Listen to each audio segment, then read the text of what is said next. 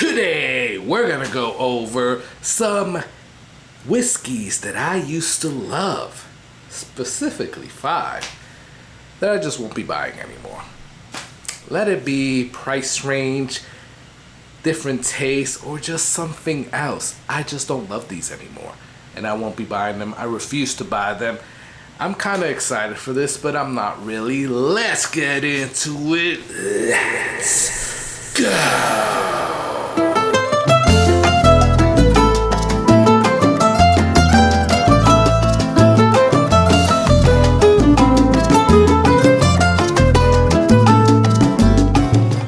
Hey, what's going on, guys? My name is Carlos. Thank you for joining me here on the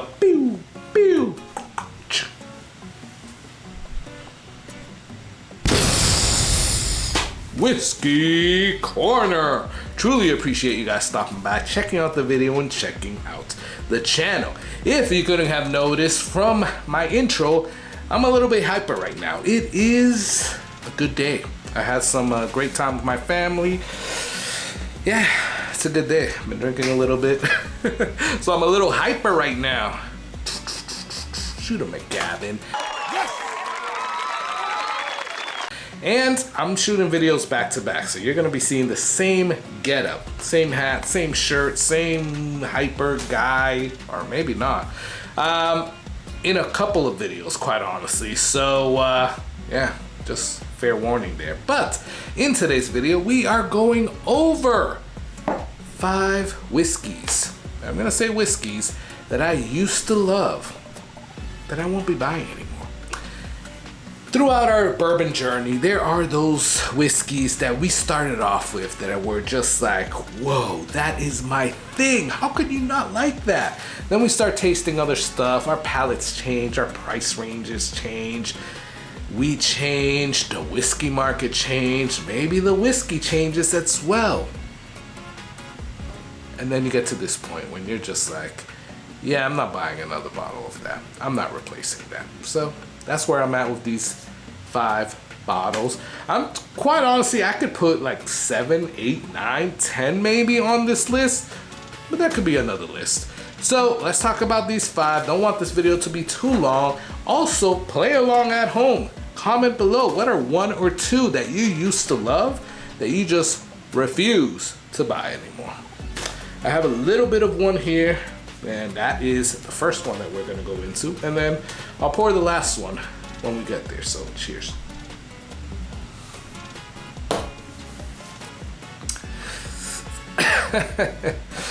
Yeah, let's start this off with a bang. But before we do, ooh, you thought we were going straight there. Housewarming stuff. Is it housewarming? I don't know. But PSA, public service announcement, I am going to be on the Bourbon Legends. Go and check them out. I'll put their logo here or here, and I'll put the description below for their channel. I'm going to be on their live stream on Thursday, 9 p.m. Eastern. So hope to see you there. Come have a pour. We're gonna go through some cool stuff, and yeah, it's gonna be a good time. So hope to see you there, 9 p.m. Eastern on Thursday, this coming Thursday. So. All right, now we can get into the thing. And this first one is, drum roll please, Dickel. Oh yeah, the Dickel. This is Dickel 8 years, guys. 8-year bourbon. And it's important because it is a bourbon. It's not a Tennessee whiskey. This is the first time that they've done an 8-year bourbon.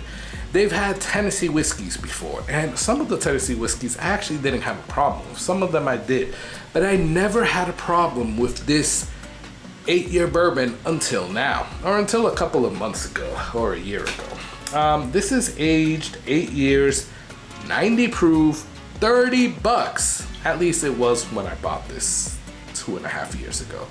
Don't know what the price is right now, but still at $30, it's not a bad value. I just won't be buying a bottle. I just drank this right now.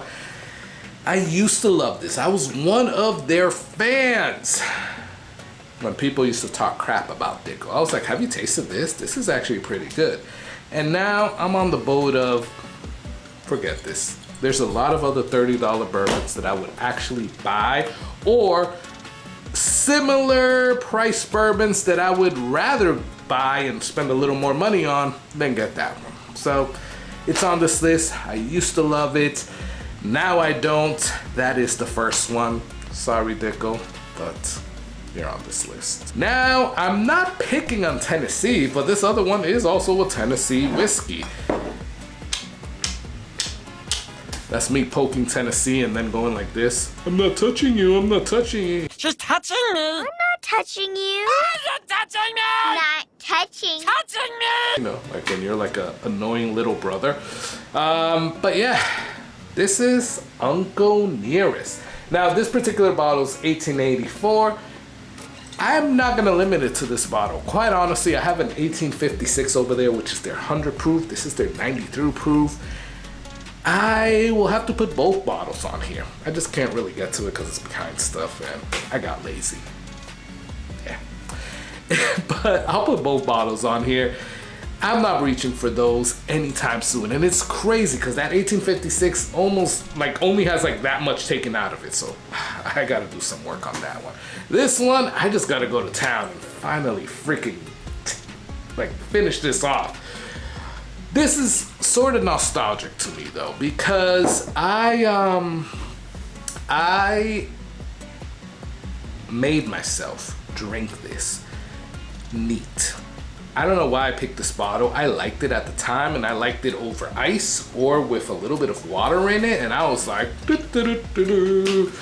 I'm like, I thought I was the coolest thing ever. I was like, yeah, on the rocks, Uncle Nearest, yada, yada, yada. And then I was like, I'm gonna drink this neat. Took me about a month and a half, maybe, to like really get used to the flavors and all of that. And this is only 93 proof, and now I'm drinking like hazmat bourbon. So just goes to show you, like, you just have to push through it.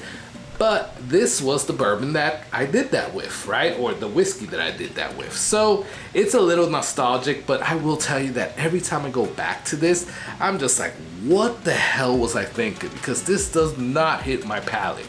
But maybe at that time it did. Right now with this notch, and quite honestly, $50-ish around there is not something I'm gonna be spending on this. This won't be back in my bar. And I actually need to kill this thing. So yeah, it made the list. This next one's gonna hurt some feelings because a lot of people do like this. And shout out to Whiskey Therapy. Jason put his channel here or here, but I will say that he is one that buys this, but he buys it for like cocktails, right? So I understand that. But if you're gonna drink this neat, guys, there is so much better stuff out there than this bad boy. And that is the Buffalo Trace.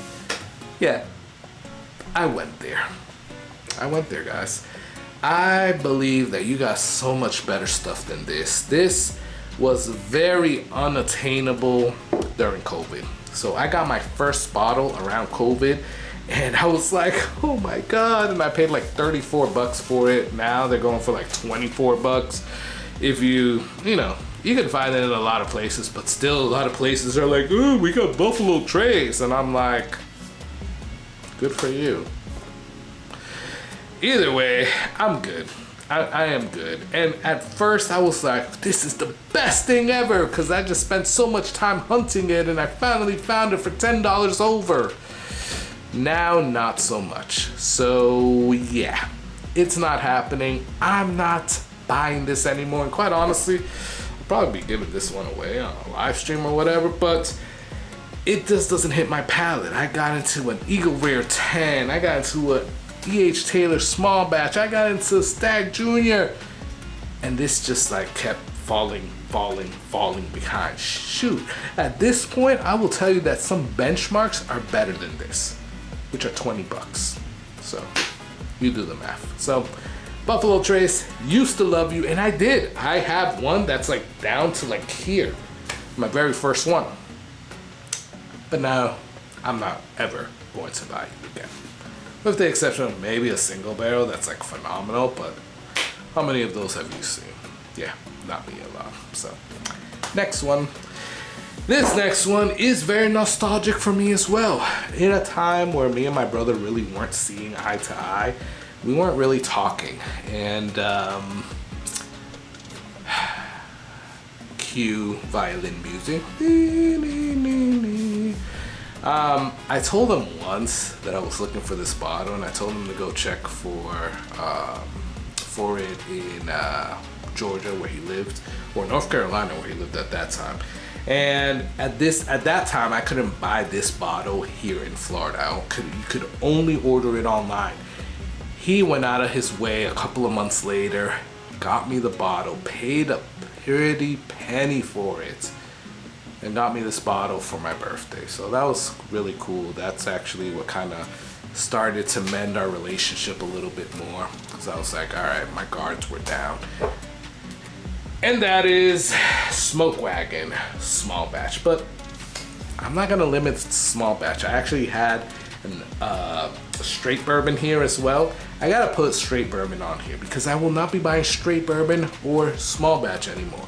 I moved on from my brother's bottle. This is probably my third bottle of small batch, and quite honestly, I've been struggling to finish that bottle. It's about here, and I'm struggling to finish that bottle, and that's been about 2 years, guys. So, will I be drinking any of this? I have no idea, but will I be buying it? Hell to the no.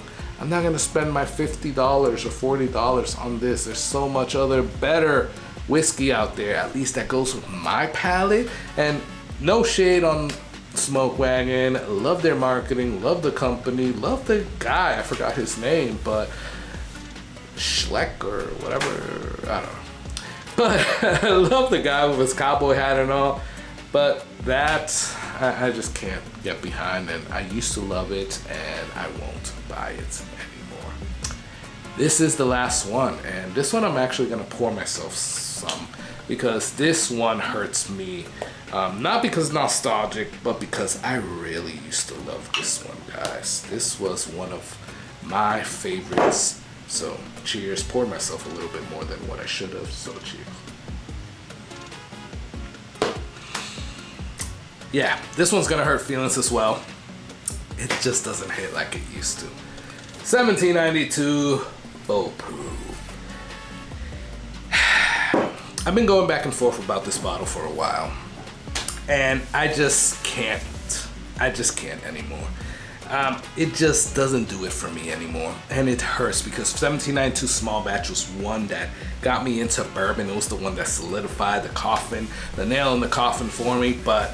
And then I found Full Proof, and I was like, this is freaking amazing. I bought so many bottles, so many single barrels. Full Proof was amazing. This was before I tried Bottle and Bond, which I still do like Bottle and Bond, but Full Proof 1792 was my jam. Now, fast forward, I've had this bottle for about a year and a half. My Perfect Bottle Group, still don't know anything about them. And it's not bad, right? It's just not good. It doesn't hit me like it has. And then I was thinking, well, this is a single barrel. You guys know I go to a lot of bottle shares. So I tasted some other ones at bottle shares, and I'm like, falls flat. I don't love 1792 Full Proof anymore. I just don't. We were in Atlanta with the North Tampa Bottle Club picking at Short Barrel last year.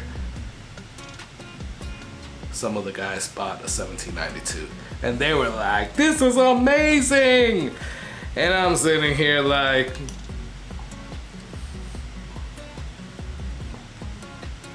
it's alright. 1792 Full Proof, you're on this list, and I'm sorry, but I used to love you, and I won't be buying you anymore. That's my list, guys. Let me know what are one or two that you used to love and you're not buying anymore. Comment below. Love talking back and forth with you guys. Sorry that this is such a long video, but I had to go into story mode on some things. Love talking back and forth with you, so please comment below. Please like or dislike this video. Please subscribe, because that will help me out. Again, the 4,500 subscribers or 5,000 subscribers. Check out the Patreon in the description. Check me out on the Bourbon Legends. And lastly, I want you to enjoy that whiskey. Cheers.